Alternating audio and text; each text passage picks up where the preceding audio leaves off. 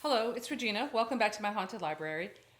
So, I got a little fresh spring haircut and a fresh load of new horror books that I just been acquiring over the last few weeks. Going back to the old Christian thrift store, finding a gold mine. And I've discovered recently that A Books has a lot of really good deals on these old paperbacks from hell. So let's take a look at what I got. I'm actually going to do this in two parts, one for like the soft paperbacks and one for the hardbacks, because I've been finding a lot of hardbacks too. So let's get started. So first off, I've been collecting heavy metal magazines back from my old teenage days, and I just love these so much. I already have a few, but these are from 1979, which is around the time that I was reading them. And I'd love to have the entire collection. They're just so great and irreverent, and like I had forgotten how like wonderfully pornographic they are. Just tons of fun. This is just like a great adult comic magazine, whatever you want to call it. So I have been slowly adding to my collection, and they can be a little expensive, but I did find most of these on A Books. This is one that I'm sure I've recognized from Paperbacks from Hell, and this is Stage Fright by Garrett Boatman, and it probably has one of the most awesome covers of all time. And I've heard that it doesn't live up to it. I posted that on Twitter, and I said, I hope this lives up to it, and someone wrote it doesn't. So yeah, I'm sure it doesn't, and I don't even think this is about a rock and roll band, even though we've got a skeleton playing a keytar, which how can you resist that? But here's the description. Out of the darkness of the fetid Hudson River, the undead rose to eat their victims alive. Horror movie monsters burst from late-night TV screens to turn their viewers into victims. Biker gangs of decomposing corpses, I guess that's where we get this, rode the highways of America on the hunt for unsuspecting motorists. Take a front seat in the baddest nightmare in town, where superstar Izzy Stark has the power to make your dreams and nightmares come true. Well, maybe Izzy Stark is a rock star. He's the master of disaster, the guru of gore, the doctor of doom, the duke of death and destruction, and you can't escape this command performance. I'm hoping this is like as fabulous as that sounds. I'm going to add this to my rock and roll horror collection, even though I'm not sure it quite fits the bill. This is one I've seen. I think I saw this in Paperbacks from Hell too. I found this on A Books, and I got a bunch of these in a lot, and it was like $20 for maybe 6 books, and these are all really good ones. This is called Night Thirst. Well, good covers anyway. This is called Night Thirst by Patrick Whalen. It's like a very 80s, I wear my sunglasses at night kind of vampire story. And this book is in really good condition. It looks like it hasn't been read. Well, maybe just a little bit. When the sun goes down, the hunger begins. It doesn't look like it's been read. This is a pocket book from 91. And it's just a very cool cover with the backlight and the hip looking. He's not hip looking. The vampire just in this one is just too precious. So I'm sure I will read this at one point. This is a weird one. I found this in another lot. This is by Andrew Niederman. I have a few of his books, but he was also the ghostwriter for V.C. Andrews when she passed away. This is called Imp. Imp has a very weird cover. It's like this man strangling a rabbit, and the stuffing is coming out. It's very bizarre, and it has an upside down cross in the title. So let's see what Imp is about. Mary's son is strange and wild. I guess this is like the wild son. Mary's son is the devil's child. Beneath the floorboards under Mary's feet, Imp stalks and slithers through the ooze, through the festering stench of ancient history. His playmates are the creatures of the night, his toys their twisted, broken bodies. And only Mary knows, because Imp is her child, her creation, her demented, hellish vision, the evil she imprisons in the darkness below. But Imp is getting restless. So much out there to smell, to touch, to lick, to claw, to tear apart. Soon the little innocents will writhe in screaming agony. Soon the son of Satan will seize the howling earth. Imp. Okay. That's pretty far out. I like it's not maybe not even evil, but like the hidden child under the floorboards idea. Okay, so this is cool, and I actually found the hardback version of this with a different cover. So this is very interesting because it is actually an uncorrected proof.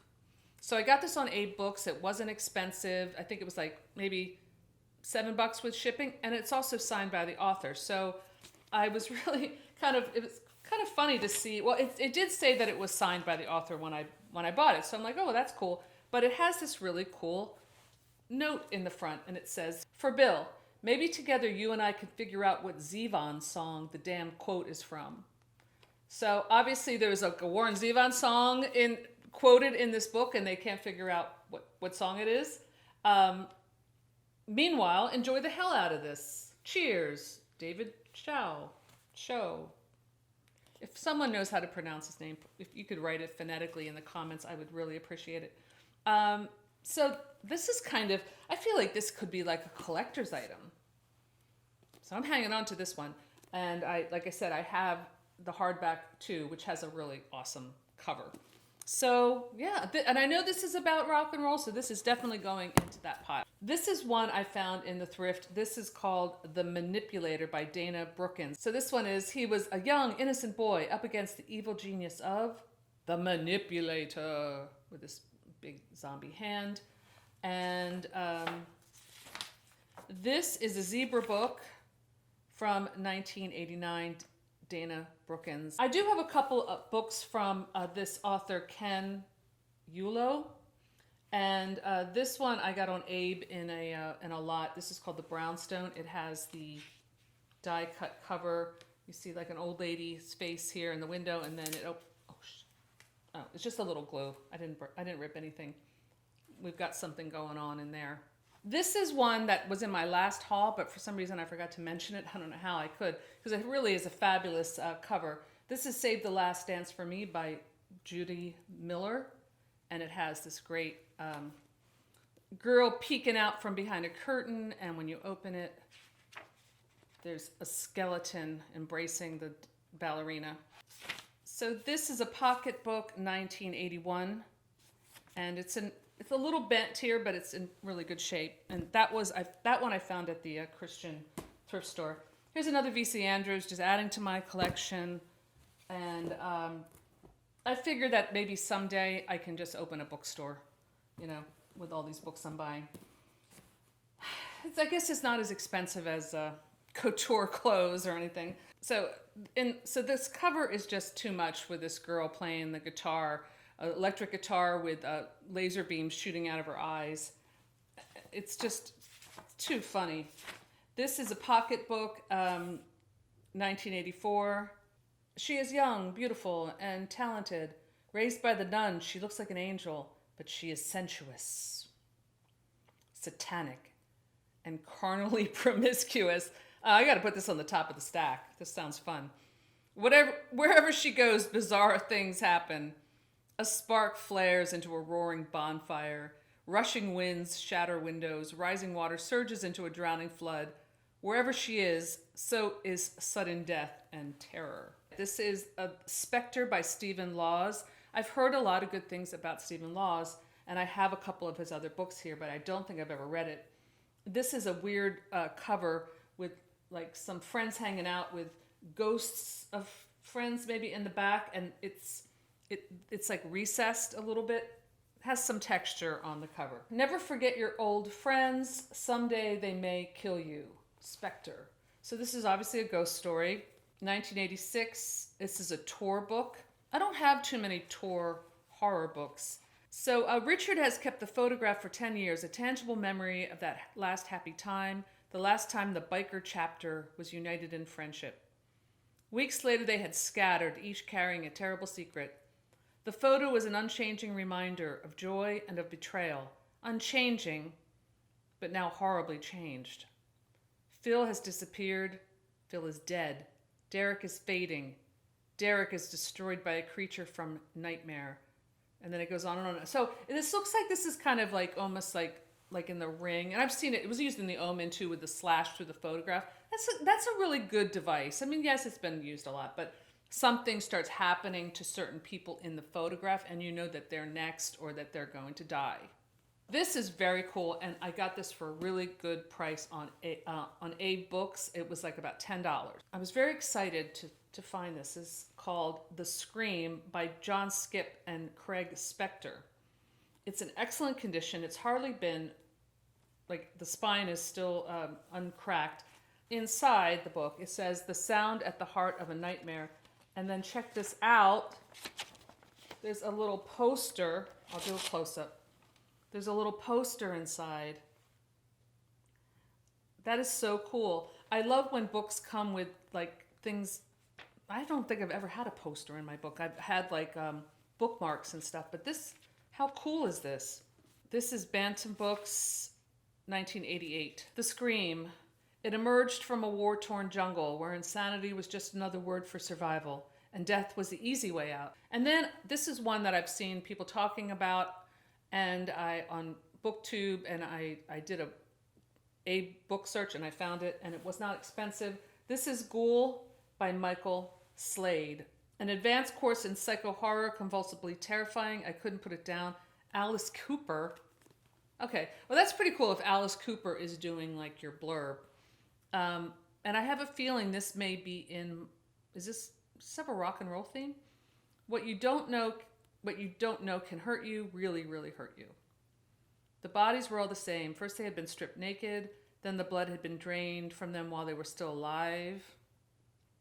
Then their hearts had been cut out. The police looked for a psycho killer. The press screamed that a vampire was loose, but they were wrong.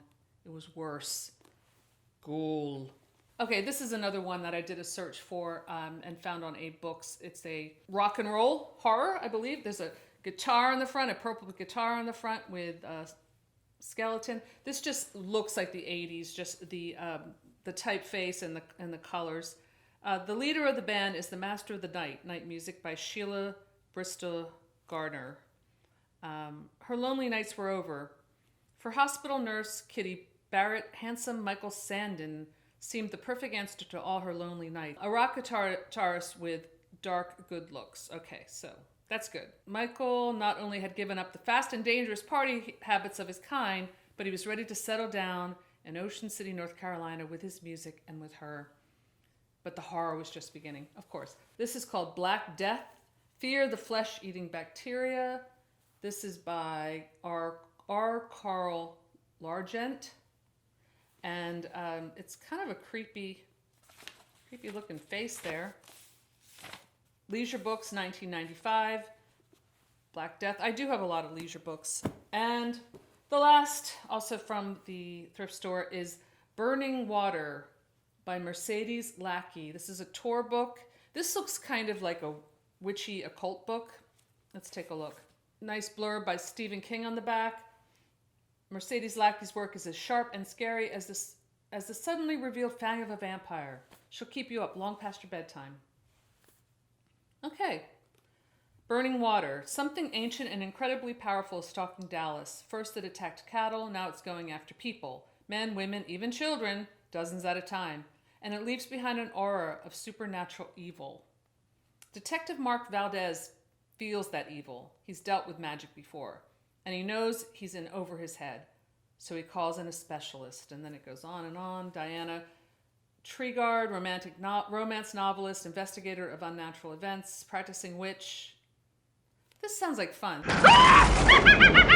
So that's my horror haul. I will be doing part 2 of the hardback books soon. So let me know below if you read any of these, if you own any of them, if there are any that you can recommend to put to the top of the stack because it's really good. So that's all I have for today. Thanks for stopping by my haunted library, and I'll see you soon. Bye.